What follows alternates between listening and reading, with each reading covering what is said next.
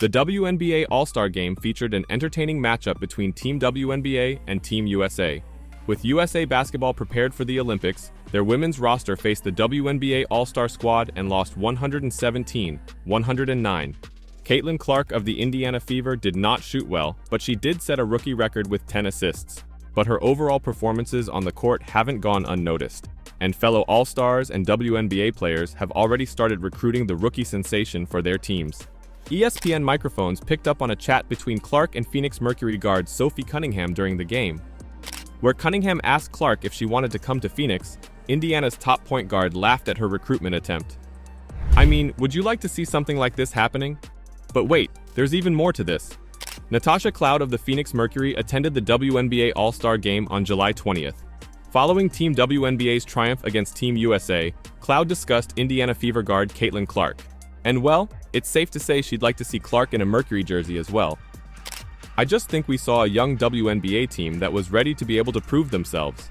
Caitlin Clark was great as the floor general per usual," Cloud said. "Something that we don't talk enough about is, yes, Caitlin is a prolific scorer, but what really sets her apart is her ability and her vision on the floor, her ability to make her teammates better." Clark ended the game with 4 points and 10 assists.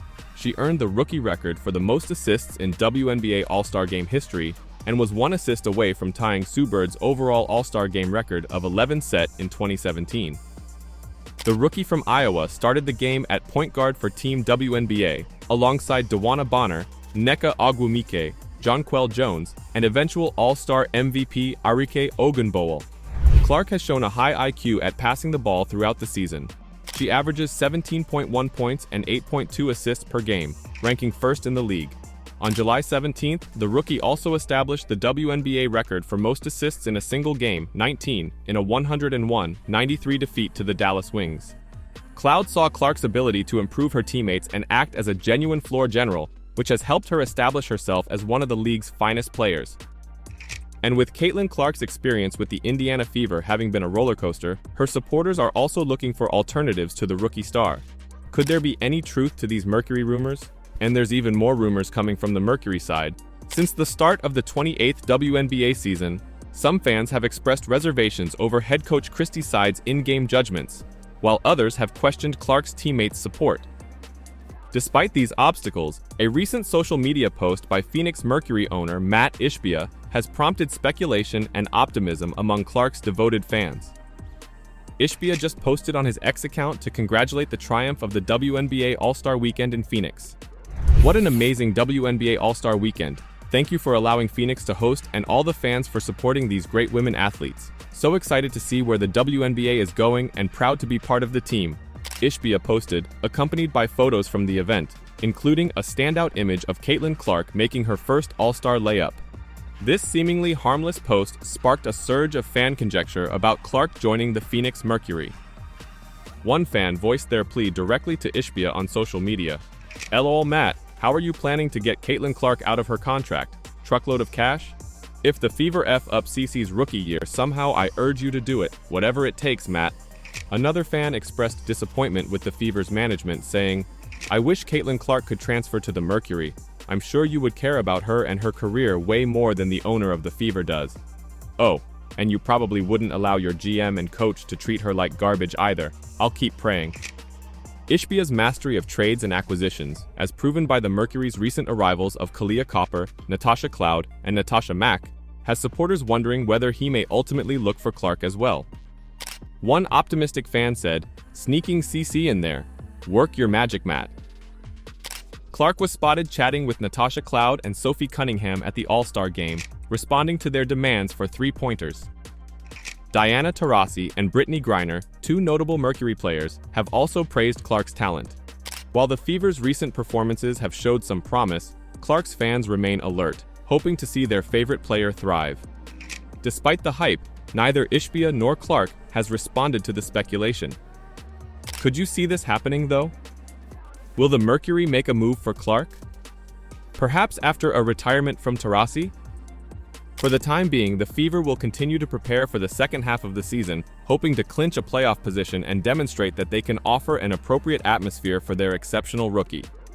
To help Clark and her teammates, Christy Sides, the Indiana Fever's coach, is taking full use of the WNBA's Olympic break to improve her team's performance and establish greater team chemistry.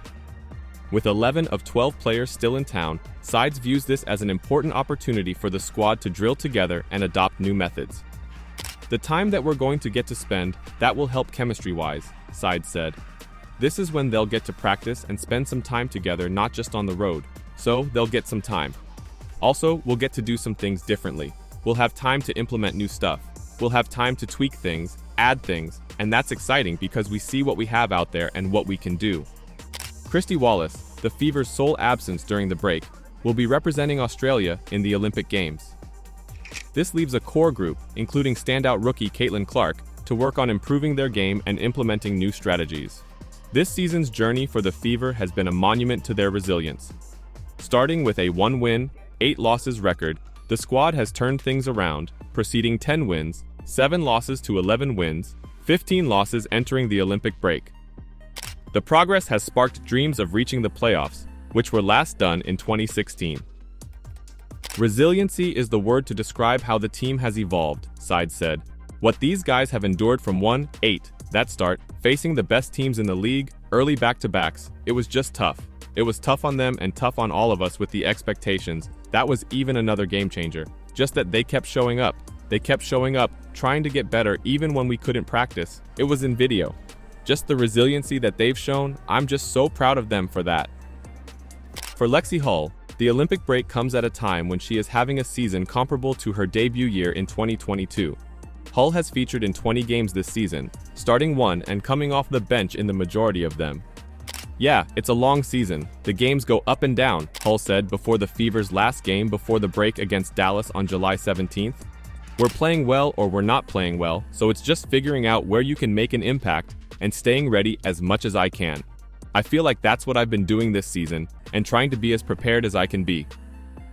Clark's selection first overall in the WNBA draft has brought substantial attention to the Fever, resulting in sellout crowds and a carnival-like atmosphere at games. Hull values the support and enthusiasm it provides to the team. "It's just really exciting, everything about it. Playing in sold-out arenas pretty much every game, it's really cool," Hull said. "It's really cool for the sport and for our team. We're a pretty young team that's building, so to build and grow in an environment like that is really special." During the vacation, Hull and Clark intend to rest in Mexico before returning to practice. Hull looks forward to her downtime and values the friendship she has formed with Clark. "She's a great person and a great player. It's fun to get to know her outside of the court, outside of basketball," Hull said. "She's actually coming to Mexico with me. It'll be a fun getaway for us." What do you think? Will Clark return to the WNBA in August in better form? Let me know your thoughts in the comments down below.